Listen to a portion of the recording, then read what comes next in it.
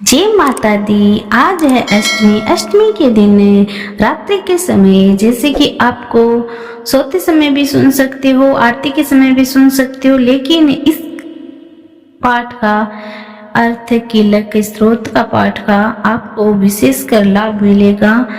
11 बजे के बाद में के टाइम पर विशेष लाभ मिलता है। सुनने से ही और पढ़ने से ही महर्षि मार्कंडे बोले, निर्मल ज्ञान रूपी शरीर धारण करने वाले वेदत्रीय रूप तथा दिव्य 3 नेत्र वाले जो कल्याण प्राप्ति के हेतु हैं और अपने मस्तक पर अर्ध चंद्र धारण करने वाले हैं, उन भगवान शंकर को नमस्कार है। जो मनुष्य जप में तत्पर रहता हुआ अभिकीलक मंत्रों को जानता है, वही पुरुष कल्याण को प्राप्त करता है। जो केवल सप्तशती स्त्रोत से ही देवी की स्तुति करता है, उसको इससे ही देवी की सिद्धि हो जाती है। उन्हें अपने कार्य की सिद्धि के लिए दूसरे की साधना करने की आवश्यकता नहीं रहती। बिना जप के ही उनके उच्चाटन आदि सिद्ध हो जाते हैं। लोगों के मन में शंका थी कि केवल सप्तशती की उपासना से ही अथवा सप्तशती को छोड़कर अन्य मंत्रों की उपासना से भी समान रूप से सब कार्य सिद्ध हो जाते हैं।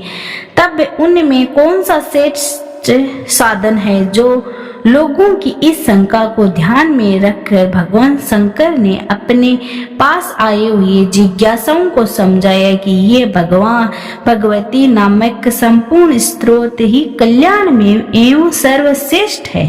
इसके पश्चात भगवान शंकर ने चंडिका के सप्तशती नामक स्त्रोत को गुप्त कर दिया।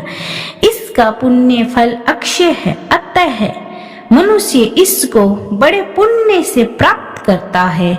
जो मनुष्य कृष्ण पक्ष की 14 अथवा अष्टमी को एकाग्रचित्त होकर देवी को अपना सर्व समर्पित कर देता है और फिर उसे प्रसाद रूप में ग्रहण करता है, उस पर दुर्गा प्रसन्न होती है, अन्यथा नहीं होती।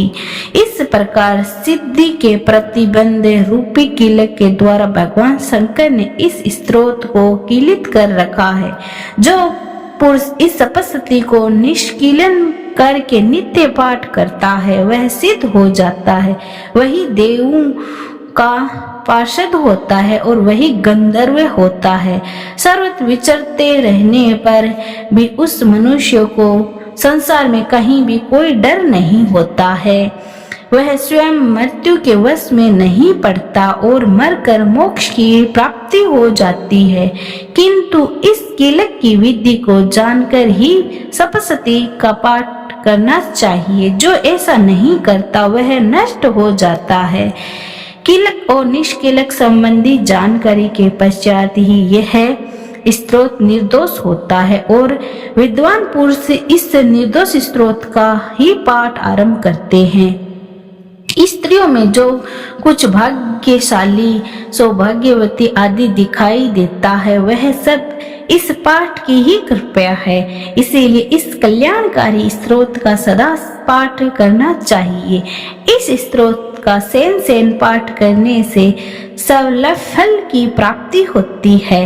अतः उच्च स्वर से ही इसका पाठ आरंभ करना चाहिए, जिससे देवी के प्रसाद से ऐश्वर्य, आरोग्य, सौभाग्य, संपत्ति, शत्रु नाश तथा परम मोक्ष की प्राप्ति होती है। उस देवी की स्तुति मनुष्य को अवश्य करनी चाहिए। बोलो जय माँ काली, माँ भगवती की जय।